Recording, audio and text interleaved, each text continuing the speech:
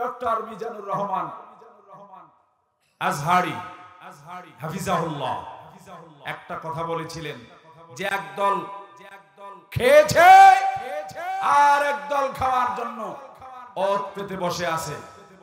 এতটুকু কথাই তারা গায়ে মেখে নিয়ে তারা আবার বাংলার জমিনে এখন আজহারিকে ইন্ডিকেট করে বলে যে আপনি একটা রাজনীতিতে আসেন, পারলে আপনি রাজনীতি করে আমাদের দেখান। কথা বলেন না কেন, ঠিক না? এটার জবাব কিন্তু এটা নয়। বাংলাদেশে প্রায় 48টি দল আছে, উনি তো কাউকে মেনশন করে বলে নেই, বলছে, অথচ একদল অটোমেটিক লেগে গেছে, মানে ধরে নিয়েছে যে আমাদেরকে বললো, আমাদের উত্তরবঙ্গের ভাষায় বলে যে চোরের মন নাকি।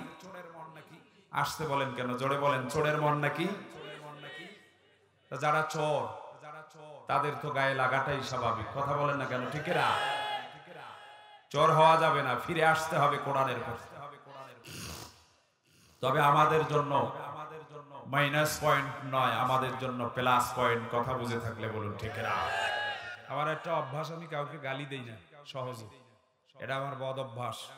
আপনারা ভালো অভ্যাস মেনে নিতে পারেন। আগে গালি দিছিলাম, 16 বছর কম গালি দেই নেই শেখ হাসিনা। এখন আর গালি দিতে ইচ্ছা করে না, যে পালায়া গেছে। আর ওই যে পালায়া গেছে, ওই পালানো মাকে যারা এখনো অনুকরণ অনুসরণ করে থাকে, এটা মনে রাখতে হবে। মা ছিল জারজ, যারা এখনো তাকে স্মরণ করে তারাও জারজ।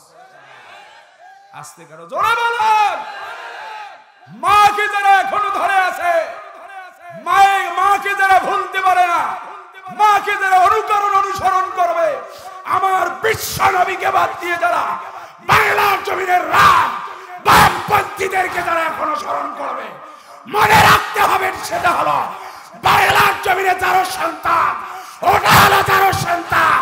আওয়াজ তুলে বলতে হবে, ঠিক না?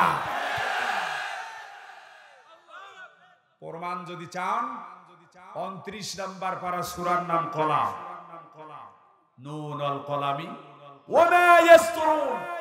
এই আয়াতের, এই সূরার 12 নম্বর আয়াত থেকে 16 নম্বর 17 নম্বর আয়াত পর্যন্ত যাবেন, তেলাওয়াত করবেন, অর্থগুলো দেখবেন। আল্লাহ বলছেন জারস তারা আল্লাহর কথা শোনার পরে যার মটকা গরম হয়, নবীর কথা শোনার পরে যার মটকা গরম হয়, বাংলাদেশ জামাত ইসলামের কথা শোনার পরে যার মটকা গরম হয়, আন্দোলনের কথা শোনার পরে যার মটকা গরম হয়, আল্লাহ বলেছেন উতুল্লিম বা'দা যালিকা সারিম। ওটা হলো জারস সন্তান, ওটা হলো জারস সন্তান। কথা বুঝে থাকলে বলতে হবে, ঠিক না?